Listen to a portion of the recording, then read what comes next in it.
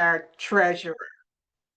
Also from Prince George's County, we have Janelle Bowman, who is our Associate Superintendent, the Department of Special Education, as well as multiple members of her staff that are supporting this presentation and this work this evening, as well as the ongoing work with SECAC.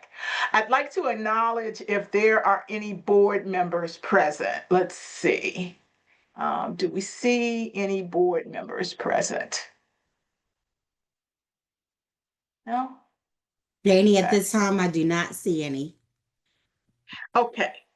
Then I'd like to turn it over to Trinell Bowman in terms of our agenda. For tonight, we're going to hear from the Special Education Department, and Trinell will be giving that update. We also will then hear the Blueprint Special Education Work Group presentation, and I will introduce those guest speakers shortly. So, Trinell. Thank you so much. Good evening, all of our family and community stakeholders. Thank you for joining us this evening. I'm just going to share some updates with you. Thanks to our Board of Education for their continued support of special education, and for our interim Superintendent Sean Joseph, who has recognized special education as one of his big rocks based on the various virtual and in-person meetings we've had over the summer and this fall. Just to share some Prince George's County Public School updates with you. We are very excited that we will have our pre-K to 12th grade specialty program showcase. That will take place on Thursday, October 30th from 6 p.m. to 8:30 p.m. at Dr. Henry Wise High School. So we encourage all of our families to register and learn more about the specialty programs that we offer in Prince George's County Public Schools. On the next slide, we're so excited that we will be hosting a special event that's designed specifically for our families that have children receiving special education services. We want to make sure that we do an extra outreach to those families so that you can learn more about our specialty program. And the session that we're having on November 12th is designed specifically for families of students with disabilities so that you can learn more about the specialty programs. That will take place November 12th from 6 p.m. to 7:30 p.m. at Fairmont Heights High School.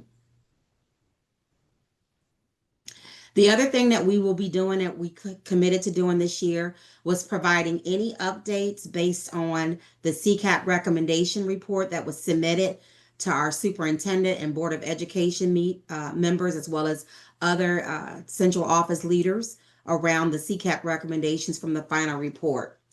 And so what I've done is any updates that have been shared from the last meeting, I have placed them in blue just so that you can see those updates that have been made. So for recommendation 1 that SECAC provided, which was looking to identify schools that are lower performing or higher performing and utilizing information to provide feedback to those schools and sharing best practices. So as I shared with you all last month, we did release an annual special ed report card for every school that provides clear data metrics that are aligned to both our state report card and other data that we monitor for special education. This will allow us definitely to look at those high performing schools that really will serve as models for those schools that really need additional support and attention. So we will be working this year to collect those best practices of what we see in those higher performing schools or those schools that we're considered to be universal, to be able to share those best practices with our intensive and targeted schools. So we have completed that recommendation. The other thing that I know that Dr. Joseph has shared is that we are working to release data dashboards for growth measures for how students are making progress and growing in their particular schools based on different data metrics. So that dashboard will be released at any moment now, and we'll share more of that probably at our November meeting. The other piece was around increasing mandatory professional development for teachers, staff, and administrators. So I did put here in blue.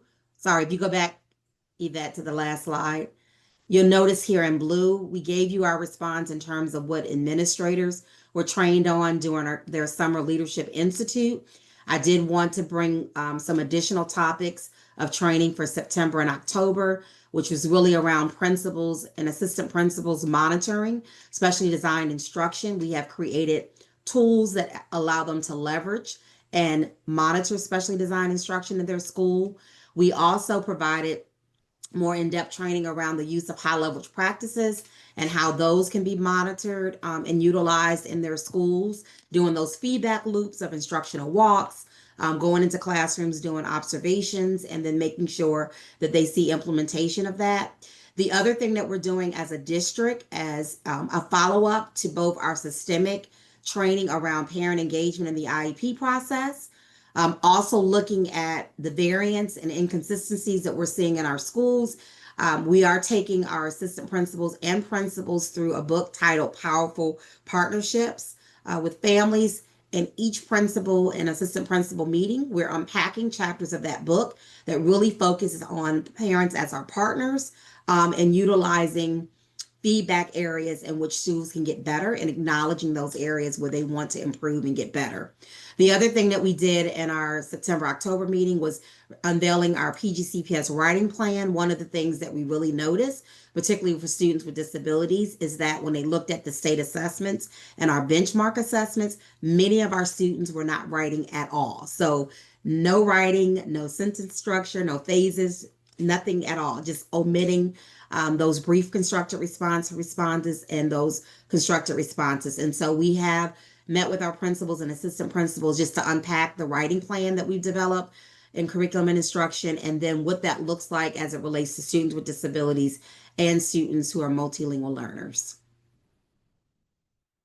Recommendation 2, again, talked about the required training for special educators and related services providers. We do not have any updates in terms of the required training, but I do want our families and stakeholders to know that we are discussing this in exec cabinet around our approach and reimagining how we do professional learning in our district, particularly as it relates to daytime training and job embedded coaching, and then also looking across our district to make sure that we're providing feedback and coaching from the same model, because currently we're using 3 or 4 different coaching models across our different departments. So we are going to be looking at that deeper with exec cabinet with Dr. Joseph.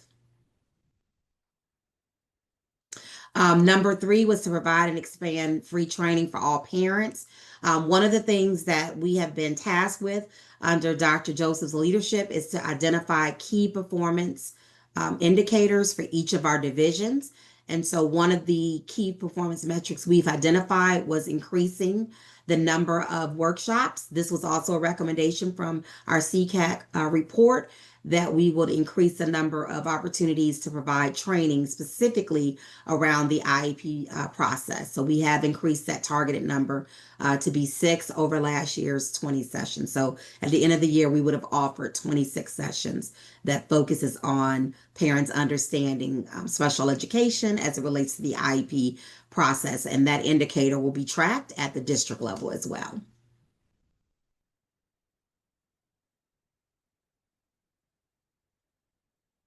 Recommendation 4 was continuing to expand access to specialty programs. And you did hear me highlight in the update that we are doing a special event for families of children with disabilities on November 12th at Fairmont Heights. Again, this is specific to our families of children with disabilities. And you'll hear more information about our specialty programs that will come up at that event. Number 5 was, whenever possible and within the limits of the budget, increase the hiring of special educators and teachers, etc. And so this is a focus of our FY27 budget cycle that we just kicked off as we continue to look at our blueprint plan priorities as it relates to special education services and staffing. And then number 6, there's no update there, still in process, which is to explore benefits eligible positions for our dedicated aides and not being temporary. So that is something that we are still in the process of reviewing. And now I just wanted to share some Family Support Center upcoming events. So on the next slide, it gives you the upcoming events that are happening from now through December. We have our fall virtual conference series. We've already had several sessions, but you see the QR code there that you can scan. We have our behavior changes support group for our families sessions coming up on November 20th and December 18th. And then we have Understanding Special Education, an overview of the IEP process. Those upcoming sessions will be November 6th, November 20th. And then Learning Together is really about understanding accessibility features, accommodations, etc. That will also be provided in Spanish, and that will take place on November 6th. You can scan any of the QR codes on the screen to be able to register for any of these upcoming workshops. And then again, we just want to encourage families, if anything sparks you tonight, anything comes up, we value your input and we want to make sure that we are being responsive and following up with you. You can scan the QR code. They will also put the link in the chat. If there is a specific case or concern that you have that requires follow-up, please make sure that you put that in the link and fill out the form, and then we'll follow up accordingly with you. Thank you so much. And that concludes my updates, with the exception of reminding everyone of the resolution contact list.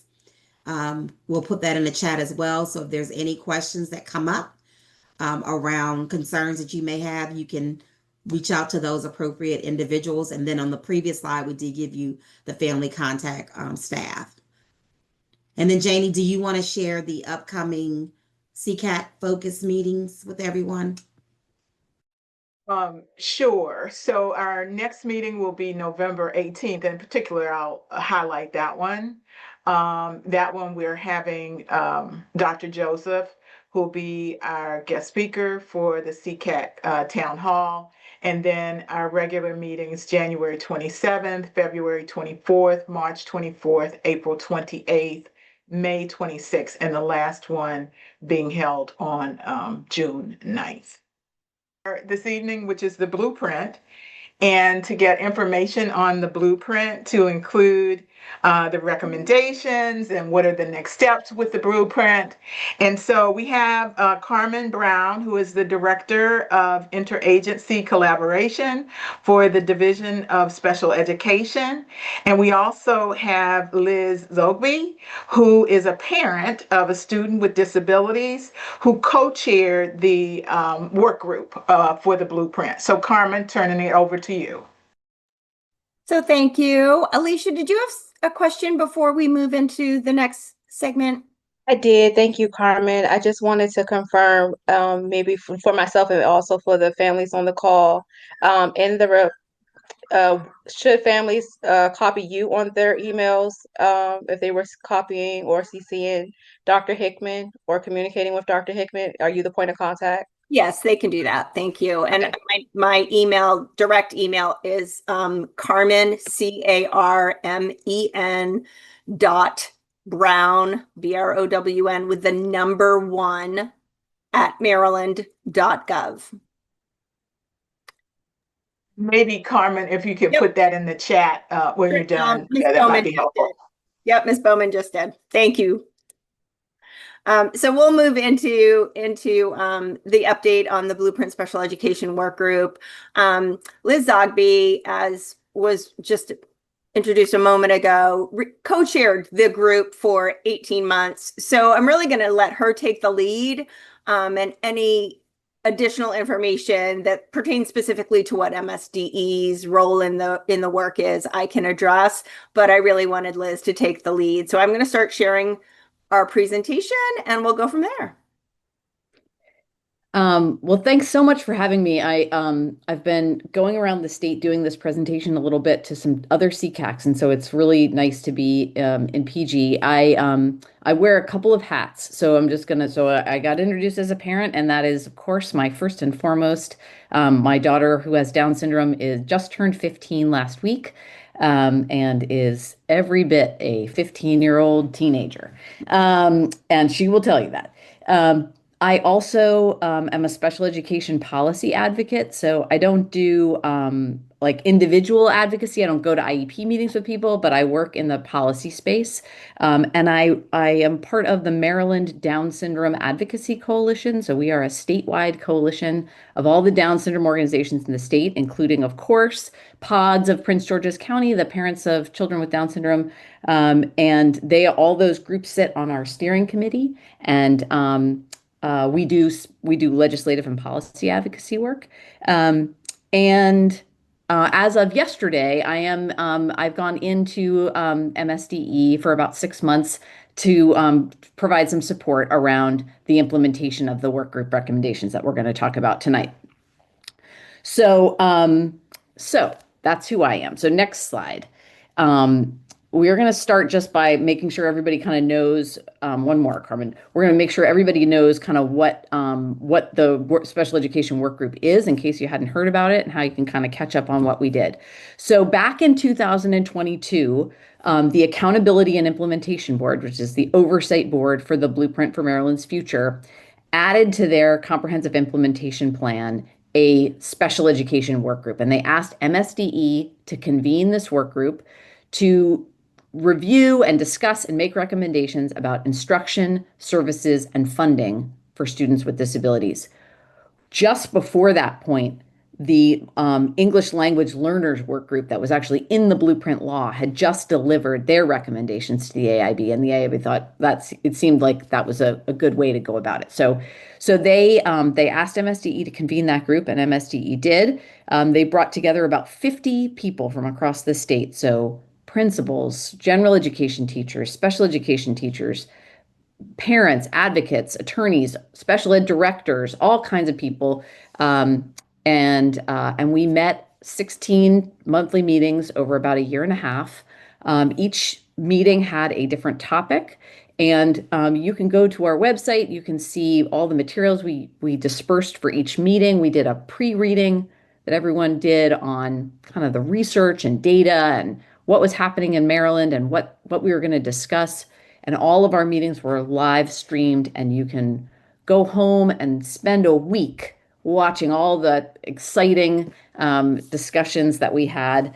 The last thing I'll say about this slide is just, that group of people that we brought together was really quite extraordinary.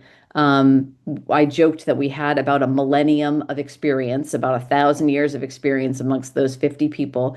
This was deeply personal work. And I know that for everybody in this room, it's very deeply personal. Many of the people, even the people who had on a special education teacher hat or an advocate hat or an attorney hat, are also parents of children with disabilities. And so it was personal for us and for those who didn't, for whom they've just decided to spend their entire professional careers, dedicated to educating students with disabilities. This work mattered to people, and the effort that they put in really showed that. The only other thing I would add to that is that prior to the first meeting, MSDE also facilitated with an outside consultant focus groups of hundreds and hundreds of similarly educated folks, right? So we did focus groups with principals, we did focus groups with service providers in the schools, general education teachers, special education teachers, parents. I believe we even did focus groups of students, advocates, attorneys, and everyone else. So I just wanted to add that in addition to these 50, we heard from hundreds and hundreds of other folks. So the next slide shows the topics that we covered. So I'm just going to kind of, as quickly as I can, kind of walk you through what it is that we talked about, because I think it will give you a sense of kind of how the topics built on each other. So we started by understanding what the state of the sort of state of play is right now in Maryland. We looked at a lot of data, every kind of data you can think of. And, you're not going to be surprised to hear the data is not great. It's not great really anywhere. The proficiency data, the placement data, the discipline data, we have a lot of work to do, and everyone was able to really acknowledge that. We also talked about how over the last 20 years, there have been other work groups and task forces and commissions, other groups of really dedicated expert people who have come together to do similar kinds of work in our state. And they have produced great reports, great sets of recommendations, and it hasn't moved the needle. And so we started by talking about that to make sure that every month as we gathered, we thought about why did those recommendations not move forward? What are the barriers for making things better for our kids. And we identified in particular 4. So the first one is funding, and that's a challenge that we'll talk about a little bit later. We're also in a really challenging funding environment right now. So that and it's external to a lot of our control, but that's one thing. The second thing is low expectations, right? We have just our systems, our schools, our teachers, parents, a lot of times, and students themselves. We have low expectations for what students with disabilities can actually achieve. And we need to fight against that. So that's number 2. Number 3 is the siloing of general and special education. And we see this at every level in our systems. So at MSDE, we have special education and on one floor, and we have instructional programs on a different floor, and then college and career pathways on a different floor. So there's there's barriers there. We see that replicated in all of our local education agencies. We see that in school buildings, and there's different, teacher training preparation programs. And a lot of times when we do PD, professional development for special educators, and then we do a different professional development for general educators. It's really hard. We know that the best way that we can improve things for students with disabilities is to make general education better. Most students with disabilities spend most of the day in general education classrooms. So we've got to figure out a way to make those classrooms more responsive to our kids. And then the last barrier that we talked about was the tension that exists between our state education agency, MSDE, exercising its statutory responsibility and authority for supervising the implementation of federal law, and our local control. So that's a tension that exists for a reason, and it can be a creative tension. Our districts are quite different from each other across the state, so there does need to be some amount of local control, but that balance hasn't always been quite right. And I think sometimes it's prevented our state agency from providing the kinds of support that it really could provide to make things a little bit more equal, so that a student with a disability, I'm a parent who hears from a lot of other parents of kids with Down syndrome all the time. And people often will ask me, well, which county should I move to? That shouldn't be, right? People shouldn't be moving to try to make their neighborhood schools work for their kids. So with those barriers in mind and thinking about data, these were the other topics we looked at. So we talked about what is the right expectation for students with disabilities. An IEP is supposed to enable students to reach grade level standards. That's the point of it. So we talked about that. Then we talked about the integration of general and special education. How do you do that? Well, you use things like universal design for learning. You use multi-tiered systems of support. So you make sure that kids are getting caught when they're first starting to fall behind, so that they don't fall many grade levels behind. Lean in and give them support, and then they can keep going. And make sure that teachers have time to collaborate and work together. We talked about specially designed instruction. Are we using evidence-based best practices?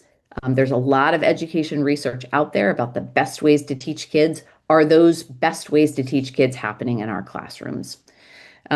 We talked about effective IEP implementation. So this is like the process of technical assistance and data collection and monitoring to make sure that that process is working well. We talked about teacher qualifications. What should teachers know? What skills should they have? What expertise should they have? Both general educators and special educators. And how do we make sure we have enough teachers? And how do we hold on to the great teachers that we have in our systems? And then we talked about staffing and service delivery. So how many teachers should there be? What should workloads look like? What does it mean to have co-teachers? And then we sort of did a kind of culmination in the middle of our time together and said, okay, we were going to design a special education system where all of these things were happening that we've talked about. How much would that cost? How could we pay for it? And then we did a whole series of sort of cross-cutting conversations. So we talked about the least restrictive environment, where kids should be placed in learning. We talked about significant disproportionality. So many of our LEAs, 17, I think, of our 24, have significantly disproportional rates of identifying African American students with disabilities as eligible in particular eligibility categories, for particular types of exclusionary discipline, and for placements in more restrictive environments. So rather than in general education classrooms, in special programs or in separate schools. We talked about early childhood, infants and toddlers, pre-K. We did a session that was really quite impactful about authentic family school partnerships, so that when a child gets identified as having a disability, that's not when we try to build trust, right? But how do we build trust between families and schools right from the beginning? What's the foundation for those really strong relationships, so that once you get to the IEP table, you're building on a foundation of trust, because we know how quickly that can break down. We talked about secondary transition, and this was a real tie into the blueprint. There's so much that happens in the blueprint in Pillar 3 about college and career, and career technical education, and apprenticeships and all kinds of things like that. How are we thinking about how those systems are going to interact with our secondary transition system? And then finally, we talked about students with the most significant cognitive disabilities who take the alternate assessment. Are we identifying the right kids, and are they having a good experience? And then finally, we talked about behavior and discipline, and talked about how we need to understand behavior as communicating what's going on with kids, and are we building systems of support? So that was the arc of time. It's no big deal, right? We can do all this. It's no problem. So we came up with about 27 recommendations over the course of that 18 months, and it's a lot. Every single one of those topics had at least one recommendation.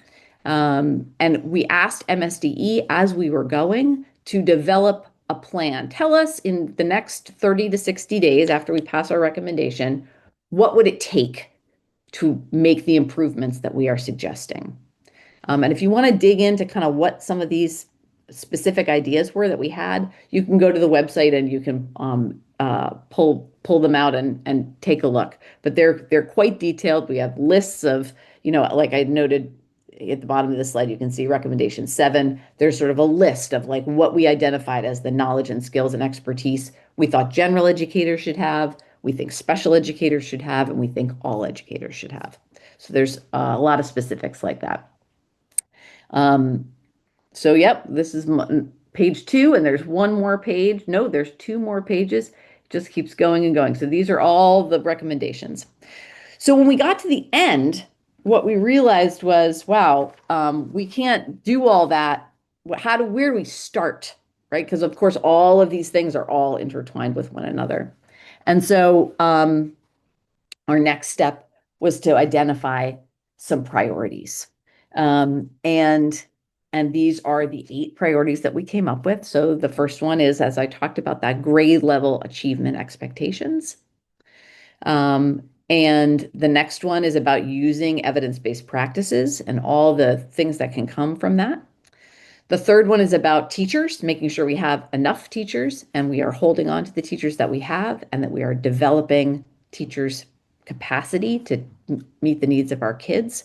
And a lot of that priority 3 is also about, because you've probably heard a lot about some of the efforts across the state to bring new teachers in, right? Train paraprofessionals to become teachers. There's a lot of, they call those pipeline programs, right? To make the pipeline bigger, to create more teachers.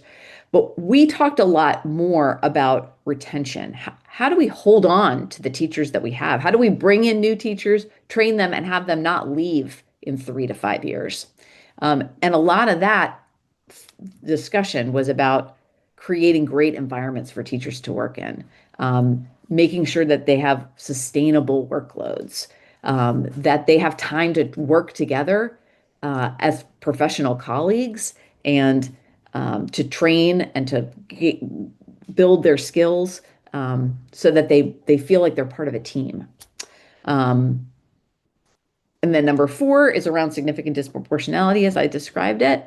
Number 5 is looking at funding, understanding the funding structures that we have now, and then what other kind of funding we might frame instead, a different kind of funding structure. And we'll talk a little bit more about that in a minute. And then number 6 for our last foundational priority is that building of family school partnerships, as we talked about. And one key piece I want to note here is that a big area of concern in that number 6 is about families for who do not speak English, and making sure that we are building school communities that are supportive of our multilingual learners and their families. Then we have 2 more near-term priorities. One is about the least restrictive environment. And I just want to pause there for 1 second to say, when we looked at the data, one of the things we know about Maryland is that we really stand out amongst states across the country in how many students we put in separate schools. About 6% of students with disabilities in Maryland are served in either a separate public special education school or a non-public special education school. Across the country, the total rate is more like 1.2 or 1.3, something like that. So it's really outsized here. And we also have very high rates of putting kids in what they call LREC, so separate programs. We've got decades of research that shows that's not what's best for kids. Really, what's best for kids is figuring out how to make general education classrooms work better for a wider range of kids, pushing support in to make sure that those kids' needs get met. Yeah, of course, there's lots of kids who need pull-out reading intervention or pull-out behavioral support or pull-out all kinds of things. But having access to the content experts, which is your general education teachers, that full general education curriculum, that all the content standards that every kid is supposed to know, and having access to both your non-disabled peers is really what IDEA is all about. So we need to think about why it is that we are separating so many of our kids with disabilities, and think about what the impact on our whole system is. That's the system we've created. What I think is that we've kind of sucked capacity out of our neighborhood schools, because our systems know that so many of our kids are going to end up in separate spaces. And so it doesn't make a lot of sense for teachers to learn how to teach that wide range of kids that they might find in a classroom in another state.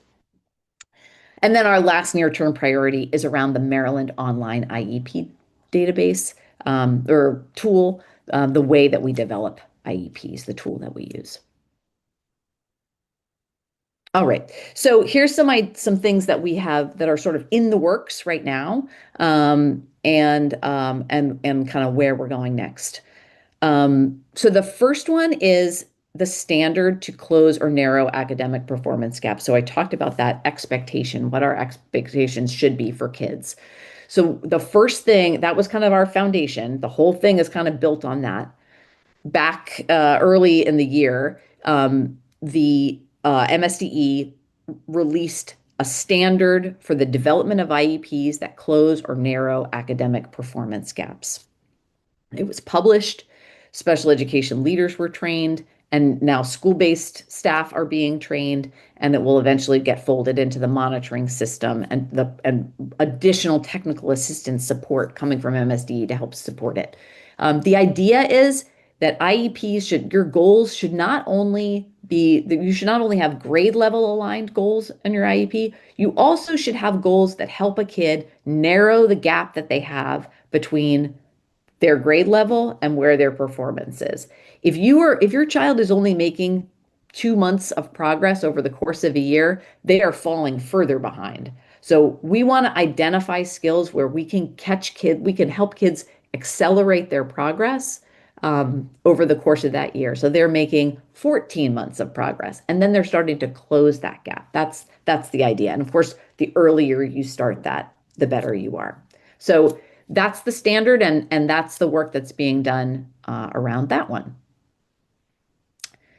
The next one is about this special education cost study. So there is a request for proposals that's gone out, and some consultants and companies will put in bids for doing the study, and they are going to look at what our current funding, as I described, sort of what our current funding structure is right now in Maryland. Each LEA gets a certain amount of money for each student with a disability. It's one amount. But of course, we know that there's some students with disabilities who have, just need some pull-out speech services, or maybe they get a reading intervention once a week. And there's other students who might have a one-on-one aid with them all day. They might need nursing support. They might need, 25 hours of specially designed instruction over the course of a week. Those two things cost very different amounts of money. And so we need to think about, is the current funding that we're doing working for all kids? So they're going to do that, and we'll have those results by the end of next year, and then there'll probably be some legislation that will come out of that. The next one is another study that's going to look at this system we use for developing IFSPs, the individualized family service plans that the kids get when they're in infants and toddlers, up through sometimes up to age 5, and then the IEP. Carmen, do you want to say something about this? Sure. I mean, I think overall, the huge conversation is really about, does the IEP system and the IFSP system, as they are currently set up and as they currently work for teachers, for families, for IEP teams, is it the right system? Does it meet all the requirements compliance-wise, right? COMAR or IDEA? What's the experience of those people who are using it every day? How do we ensure that there's feedback on how to constantly make the system better?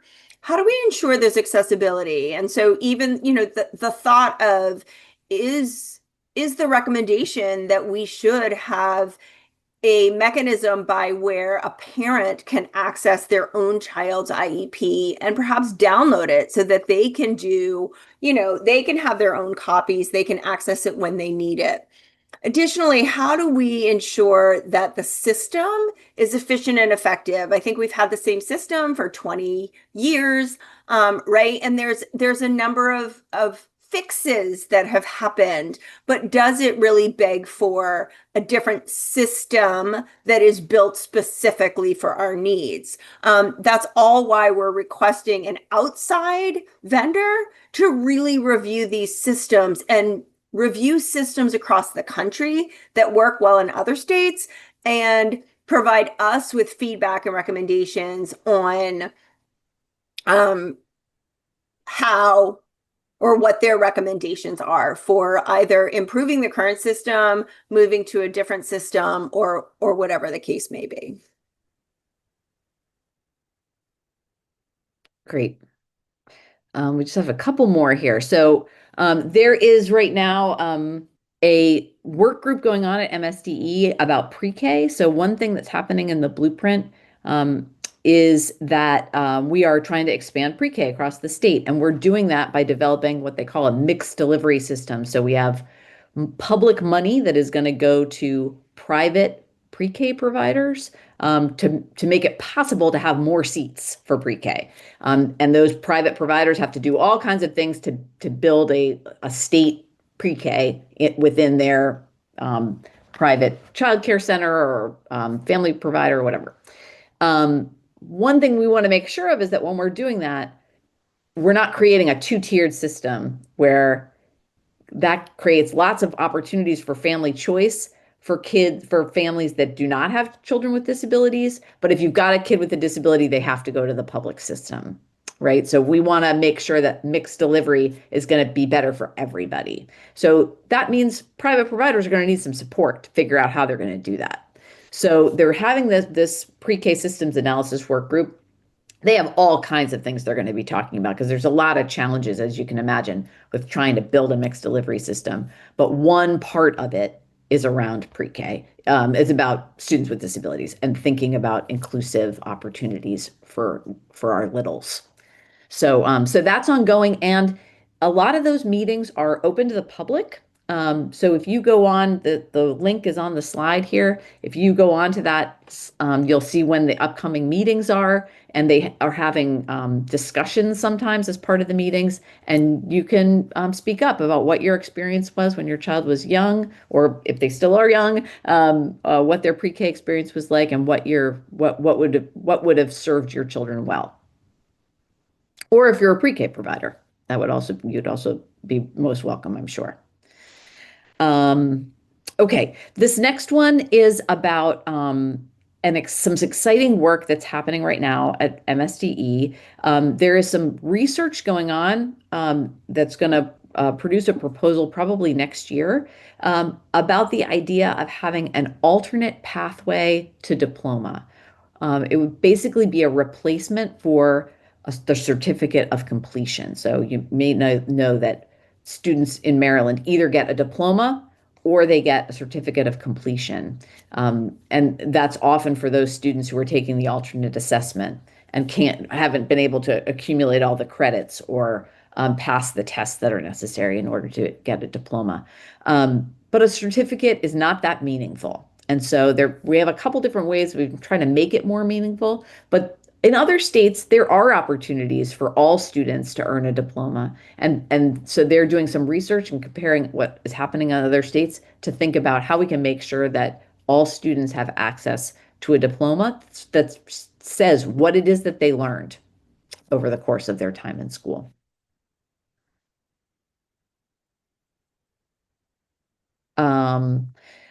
I mentioned that pillar 3 of the blueprint talks about college and career readiness and has a lot about what happens in high schools to get kids ready for their time after school. So this career connected learning system I'm going to actually pass it to you, Carmen, to kind of talk a little bit more about it. But this has to do with some really great collaborative work that's happening between the secondary transition people at MSDE and the people who work on college and career pathways.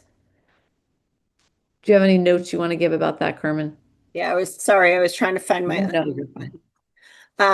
So this is very much like what it looks like, right? It's about really ensuring that our students are involved in their life's decisions, right? How do we help our students to start early, right? We should be doing this work as early as 14 or as late as 14, but earlier when possible, right? These should be conversations throughout. How do we help ensure that there are flexible and many different pathways based on the student's particular needs and interests? How do we blend our course options? And how do we support the career coaching? So right now, throughout our department, the Maryland State Department of Education, we are working together to really bring this to life, creating flexible pathways that create opportunities for our young adults to become college, career, and community ready, right? How do we allow them to earn graduation credits that align to their interests, their goals, their learning preferences? How do we help them to perhaps gain dual enrollment status, to participate in online courses, and to have those in-person career connected learning experiences? So all of this comes into play, and this is very much something that there's a great deal of investment in, as with a number of the other secondary transition initiatives. There is a question in the chat about when the endorsements section is being added to the IEP template. I believe that this year, the cohort of kids who are completing school will have the opportunity to have endorsements added to their certificate, and that then it phases in either over 1 year or possibly 2 years till it's all kids who are in secondary transition. Yeah, I think it's 2 years. 2 years. And in case anybody doesn't know what that endorsements are, so there are these lists of skills that are within a couple of big buckets: career readiness, post-secondary education, community living, and they give an opportunity for IEP teams to talk about what skills kids are have achieved or are building towards, and that they can work on, so that when they get a certificate, it really identifies what those kids can do. So that's kind of the idea of the endorsements. Okay, last thing is around the alternate framework eligibility. So the alternate assessment is taken by, it's supposed to be no more than 1% of the kids across the state who are taking state assessments. And it's for the kids with the most significant cognitive disabilities. Maryland has every year since that 1% cap was instituted in 2017, we've been above the 1%. We are not alone. There are many other states that exceed the cap. However, our number actually has gone up a little bit this past year. And MSDE has been doing a lot of work to kind of figure out what's going on. There are issues with significant disproportionality there. So we are identifying too many African American boys in particular for the alternate assessment. We are also identifying quite a number of children very, very early, pre-K through second grade. And you don't even take the assessment until the third grade. So, and in the audits that were done afterwards, and the folks in the Division of Special Ed at MSDE looked at hundreds of IEPs to try to understand what's happening. They found there wasn't great evidence in Appendix A, which is the thing you fill out to determine a kid eligible, that kids had the most significant cognitive disability. And we have parental consent in Maryland, which requires a parent to sign to say that they understand and agree that their child is taking the alternate assessment, and that was missing on quite a number of the forms. So there's some work to be done. There are some policy things that might happen around thinking about how we can make sure that we are determining eligible the right group of kids. I want to just add one more kind of little piece of this, which is that we got to make sure that the right kids are taking the alternate assessment. We also have to make sure that the kids who are appropriately taking the alternate assessment are having better educational experiences and long-term outcomes. And there's a lot of things we can do. And some of those things are happening in tiny pockets of our state. And we need to keep thinking about that, because those kids deserve to have access to the curriculum. They deserve to have access to their non-disabled peers. And that's not happening right now. So, and again, that is not just Maryland. It's not just, this district or that district. It's a lot. It's many, many places across the country. But because of this special education work group, we really have the opportunity to make some changes and to really be a leader. So that is what we brought.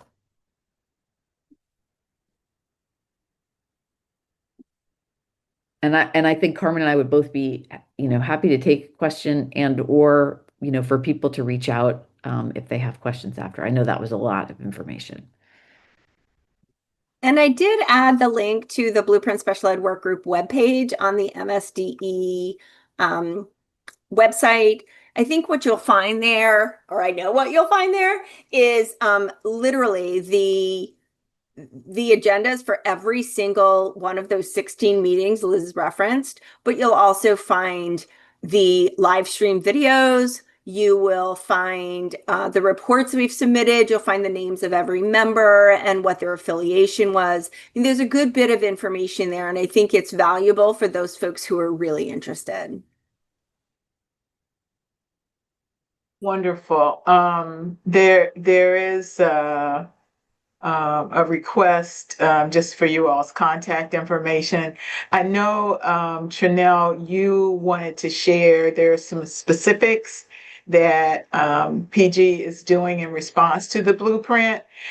So if you would share those, and then I'd like to open it up to for questions from the audience. Thank you so much. I'm mindful of the time, and I want to make sure that Liz and Carmen have an opportunity to address any questions. So what I'm going to do now is just based on those high-level recommendations that they just reviewed, I'm just going to give you just some response. And again, we could spend literally hours going over what we're doing in Prince George's County, but for the sake of time, I'm just going to give just a high-level overview, and then I'm also going to share with you a presentation that went to our Board of Ed and a work session just recently. So if we go through the updates, one of the things that you heard in the presentation was to ensure grade level achievement expectations, standards, and related monitoring. So we do conduct ongoing IEP monitoring to ensure the IEP goals are aligned to grade level standards, really around narrowing the gap. So you heard the training that rolled out from the state to the district. And so when they monitor our IEPs and monitor our goals, they're looking for that alignment to those grade level standards. And are we really narrowing the gap? And so they judge us or monitor us in terms of making sure that the IEP goals have that alignment. We in turn use the same rubric that the state uses, and when we monitor ourselves. We also provide ongoing training with our general educators and special educators around specialty design instruction. You heard me mention earlier that we're even working with our principals and assistant principals to build their capacity of what does specialty design instruction look for? How do you have evidence of accommodations, modifications, interventions, et cetera, being implemented when you go into classrooms, and giving them the tools so that they can monitor those expectations at their schools. We're also using our benchmark and formative assessments to measure student growth. You heard me mention earlier that pretty soon, any day now, we will be releasing our growth measures on our website for every individual school and by district on a variety of data points so that you can see exactly how our students are doing as it relates to their growth. The other thing that we do is through our specially designed instruction implementation and instructional walkthroughs and follow-up coaching, we do monitor the building of that capacity around SDI to be able to look at trend data to inform professional learning, follow-up coaching, etc. For the next area is we have really focused the last 3 years very closely on using high-level practices. There's a lot of research out there. The Cedar Center, along with the Council for Exceptional Children, released a high-level practices in special education. There's about 22 of these high-level practices. They're grouped into 4 domains that you see here around collaboration, data-driven planning, instruction and behavior, and academics, and then intensifying and intervening as needed. Right now in Prince George's County, the 3 that we are focusing on systemically, so if you go to any principal meeting, any assistant principal meeting, any teacher training, the 3 that we are really focused on is explicit instruction, scaffolding support, and the use of assessment. Again, there's 22 high-level practices. Once we feel that we're at a space where we've gotten those 3, where we can go into any school and we see fidelity of implementation, we'll move on. All schools have been given several copies of the book, as well as look-fors. And so we've done a lot around those high-level practices to make sure that we're being consistently used throughout our district. Number 3, the other piece, that we do is we think about how do we leverage our high-level practices for improving instructional outcomes and compliance. And so we know that IDEA requires certain things. We know that COMAR requires certain things, right? But we want to make sure our goal is to really focus on instructional outcomes and being consistent in our district with the delivery of SDI. That is very important that we plan that we have supports built around that, and then that coaching and follow-up loop both for our administrators as well as our teachers. In terms of the supply and retention of teachers and developing teacher capacity, this is anchored in Blueprint Pillar 2 where we're looking at career ladders as part of our special ed corrective action. We do have an internal recruitment and retention work group that we're working with our MSDE technical assistance committee to really look at recommendations we want to bring forward to PGCPS. So I think we're doing a great job around recruitment and closing that gap around vacancies. But one of the things that you'll hear Dr. Joseph talk about as one of his big rocks is that organizational culture, right? How do people feel treated in schools? How do our staff feel treated? What is that retention looking like? Sometimes it's not about leaving our district because they can get paid more money. Sometimes it's about how people are treated and that organizational culture piece. And that's something that our superintendent, as well as the exec cabinet, is really focusing on to make sure that we are treating people with the utmost respect, that we have feedback loops when people have concerns, that we're addressing those concerns, et cetera. The other thing that we're doing, again, is providing that training around high leverage practices and specially designed instruction as it relates to that job embedding coaching, which is so critical because we know if we train, you retain 10 or 15% of what you may hear. But if we're not in the classroom coaching and doing those feedback loops, sometimes those expectations of what we want to see in classrooms are not going to be there if we're not going and coaching our teachers to success. And so that's one of the big things that we are focused on in our district. For number 4, addressing disproportionality. So when we think about, and Carmen will correct me, I believe there's 95 different ways that you can be disproportionate. I mean, when I say you, a district. So there's looking at different subgroups, races, student groups, etc. So for Prince George's County, we currently are a district that has been identified as a disproportionate district in 3 areas. We do, as part of that, we have to do a comprehensive coordinated early intervention services plan to address our disproportionate areas. So for us in our district, we have over-identified African American students with an emotional disability. We've over-identified African American students with other health impairments and disproportionate suspensions for 10 or more days. So we do have a plan that addresses that disproportionate area for us. Number 5, MSDE did talk about that today in terms of working. So anything that comes out of that RFP and who, any type of work we have to do, any type of information we have to turn over, we'll work collaboratively with our Division of Special Ed at the state to do that. In terms of, again, this is a big rock of Dr. Joseph and our team is strengthening family and school partnerships. And so I've listed here kind of some current activities that we're doing. One of the big powerful things that happened, and we were so excited to be able to do this, is to have a meet and greet for all of our special ed families across the district. And our area office, right now, we know that some meetings happen this week because we are held accountable for making sure that every single school had a special ed meet and greet. That was an expectation from our interim superintendent. But we're also partnering with the Arc of Prince George's to support our Latino families. We're continuing with our fall empowerment conferences. We're partnering with our National Honor Society, with students and staff at College Park Academy to provide workshops on building friendships with autism. We also continue to partner with our exceptional family member at Joint Base Andrews. We'll be having a spring parent empowerment conference and then our 4th annual autism summit. And then again, continuing to work with our Office of Psychological Services on specific focus groups and thinking about barriers and opportunities for parents to be equal partners in the IEP process. Again, you'll hear more ongoing, but we just wanted to provide a snapshot with some of the things that we're doing this year. When it relates to thinking about our least restrictive environment, and really bringing alive what does IDEA really mean and truly mean around least restrictive environment and making sure that students are implementing those IEPs are implemented in their least restrictive environment. We've done a lot of work around this in our district. One of the first things that we have done is build business intelligence tools that allow us to track and analyze the trends across our district. Are we seeing any trends in a particular cluster of schools, in a particular level of schools? We also monitor the IEP service hours and monitor the placement of students, making sure that those appropriate supports are provided.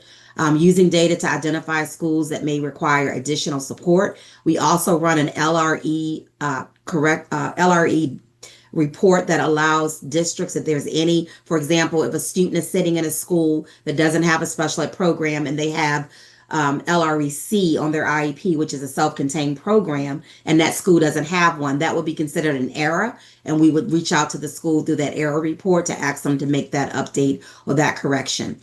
We also do periodic reviews of our IEPs to make sure that the placement decisions are data-driven and clearly justified within the IEP, particularly if the students are not going to participate with their non-disabled peers, that we actually are reviewing that particular piece and making sure that is in alignment with the data that we see in the IEP. The last piece, just from a systemic lens on the next slide, is just some of the systemic pieces that we look at, which is, of course, training and providing guidelines for IEP teams to really look at how do you consider LRE based on a student's needs. We also provide guidance and recommendations to school administrators around those service delivery models, what it may look like on a student who is going out for work and work-based opportunities, electives, or interventions. We also are partnering with our early childhood team and revising and releasing guidance to our early childhood administrators around determining services, and then providing training on how do you actually calculate services accurately for our special ed programs. Ultimately, we know least restrictive environment rests with that IEP team, which includes you as parents, to determine what the best option is for a student based on their data and where that IEP can be implemented. And then again, you heard the update around Maryland Online. And again, any follow-up coaching or shifts that the state makes with the online system that we use, we will follow suit and provide those updates and training to our various stakeholders. And then again, these are just some of the challenges that we identified with our Board of Education. I won't read each one of them to you, but I do want you to know that we have shared that with our Board of Education meeting. At our recent meeting, we also shared it during the Prince George's County legislative session with our elected senators and delegates to really talk about our challenges and then the additional support that we know that we needed around funding for professional development, student materials, equipments, and additional FTEs to support our increased student enrollment as well as the intensity of our students' needs.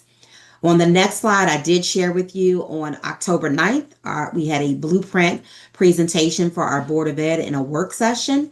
If you go to that QR code there, you'll be able to access the presentation that was presented to our Board of Ed on October 9th. There's probably 80 different slides in there that really breaks down each pillar, the progress we made, where we are, and then kind of what our next steps are. So I did provide you with that link. And then I'm going to pause now and see if we can take any questions. So I'll let you